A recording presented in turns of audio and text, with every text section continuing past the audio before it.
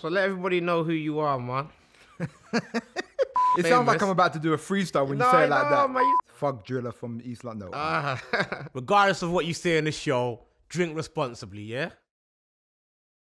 I'm Jamali Maddox. This is Drunk History, where we get drunk and talk about history. What are you drinking, though? Anything. Do you know what my favorite thing about today has been, though? It's the white runners having to call you rap man. Right, that's man's name. That's been you know my what's funny favorite as thing well? of the whole day. You see is what's a middle class white that? lady having to say, "Excuse me, rap man." All right, rap man, sit back and relax. I'm relaxed, bro. I can tell. You got the tight tracksuit on, you know what I'm saying? You're relaxed. You know I prefer the word fitted. So you can say what you say, but it is what it is. All right, now listen, I'm going to tell you this story about the Sons of Africa. Try. That's a powerful name, you know. But listen, I didn't come up with the name. Oh, nah, that's a big boy name. That is a bad boy name. So it's the Sons of Africa, right? From the 1700s to the 1800s, right? So it's a 100-year period. It was a sick link up. Yeah, it was all these different brothers coming together in England to end slavery. In England, yeah? In England. Okay. Yeah, it was black history in England. So boom, this is what happened, right? But the first guy I'm gonna talk about is called Sancho, right? He just owns a shop. That's all he's doing. He just owns a shop. He ain't selling crepes, he ain't selling nothing like that. He's just selling a bit of bread, bit of cheese, selling, you know what I mean, whatever. And he's just doing his shop thing. He's just like, hey, how you doing, Sancho? Yeah, I'm good. What do you want? Bread. Cool. But then what happens is Sancho realizes that with the fact that he's a property owner and he's a shop owner, he can vote. Power. So he goes down to the voting office. He's strutting. Just what I'm saying. He's doing that lean with the shoulder. Okay. You know what I'm saying? He walks down to the voting poll. He gets there and there's a bunch of white men and they look at him all shocked and that. They're gasping. You know what I'm saying? One guy faints. Who's this black man voting? And he goes, Sancho, innit? And they go, you can't vote. You know what I'm saying? And he goes, oh, you can't vote. He goes, oh yeah, man's voting, innit? And they go, what gives you the right to vote? And he goes in his back pocket and he pulls out this long scroll and he goes, and he goes, man's a landowner, innit? Man's a shop owner. And he goes, oh no, this is changing the democracy of the, and he goes, I don't even care. And he drops it, but he catches it with the other hand. You know what I'm saying? He goes, like that. White people are gasping. They're like, and he's just like, drops it in. Boom. He became the first black man to vote in the UK on record. That's mad. And there was another guy, right, called Otoba Gugwanu. It sounds like you put an accent on there. Right, it was does, that for my innit? benefit? Because if it is, I don't mind it. I can accept it. I want to be authentic. Okay, I respect it. Right? If there's a Jamaican guy comes up, you can do the accent. Yeah, right? man. Yeah, no, you know what? I get it, man. Otoba Gugwanu. I can't say it without the accent. Otoba Gugwanu. All right, Roger. So basically, what this guy does, right? He basically wrote about the emancipation of slavery. Like, he wasn't having it. He was like, but this slavery thing is done. I agree.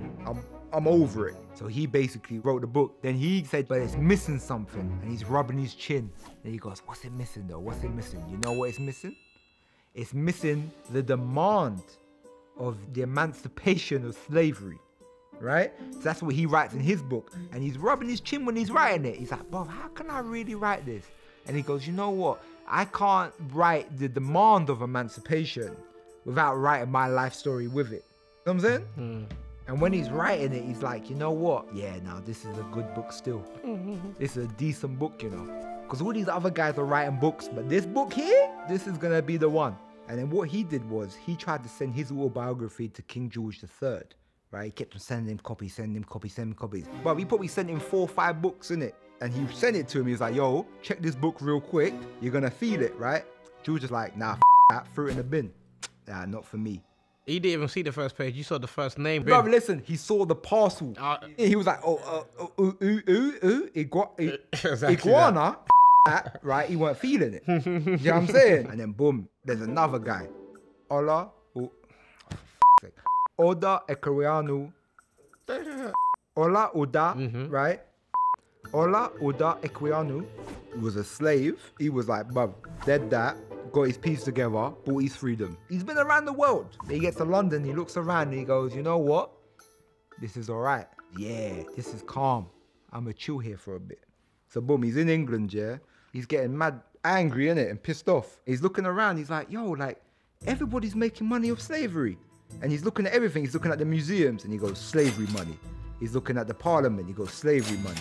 He's looking at the monarchy, he goes, slavery money. All of this is based on the financial recuperation, I don't know if that's a word, but I'm saying it, of slavery. And he's just like, you know what, that. That's done. I'm not having that, yeah? And then he goes, you know what, dead this. I'm gonna write a book. You know what I'm saying? What am I gonna write a book about? Should I write a book about the idea of slavery? Nah. Should I write a book about the finance? Nah. You know what? That. I'm gonna write a book about my life. This is pre-typewriter, innit? He's writing with a feather pen. You know them old school feather pens? When you put it in the ink. In the quills. You know them old school ones where every verb he has to dip it. Like he's like pa pa pa. You get me? He's like pa pa pa. Dip. Let me write about this slavery shit. Pa pa pa pa pa. And he writes his autobiography. And at first people didn't realize that black people could write. He said, nah, that. So he wrote. You know what I'm saying? Like he realized the power is in the pen, not the sword. So he wrote. And he's just like, you know what? This slavery's dead. I ain't having it. Obviously more eloquent words than that, but you get the gist, right? Who was copying it? Was it only blacks or was it whites as well? But white people copying it too. There was a couple white people, they got to page 5 and they're like, wow, this black man can write. You know what I'm saying? Like they were feeling it, right? So that even gave a sort of spark the idea of like, yo, these black people can write, you know? The book becomes a bestseller, and then it sort of humanizes the idea that these people were slaves, but they're actually humans and not property. So I'm trying to hold it together, innit? So it's like, don't hold it together. All right, you say that. One day, they hear about the Zong massacre, right? Where 133 slaves were thrown overboard. What the f? The slave owners realized that in insurance, they would get more money if they threw them overboard. Boom, they all come together now, yeah? They decided that if it's happening to them, it's happening to us. They started writing to Parliament and they said, listen, the slave conditions going across the transatlantic is too up. We can't deal with it. So all the MPs were getting these letters about the Zong massacre. And at first Parliament just like, they'd be like, Zong's bin, Zong, bin. And then the bin got too high. And then one MP's like, all right, let me read this letter real quick.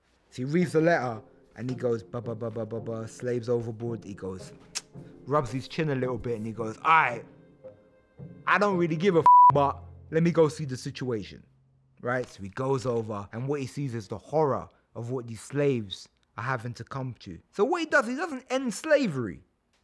He improves the conditions of the slaves being transported, which isn't a win, but it's a move forward in the abolition of slavery. So that's down to the Sons of Africa now? Bro, it's only down to the Sons of Africa. Because without the Sons of Africa, these people would have been voiceless. Once the abolition of slavery happened, in the background, the Sons of Africa were like, yo, that was us, innit? The MPs were like, nah, I think that was our doing. And they were like, nah, fam, that was us, innit? Stop stop taking our glory. That's us, innit?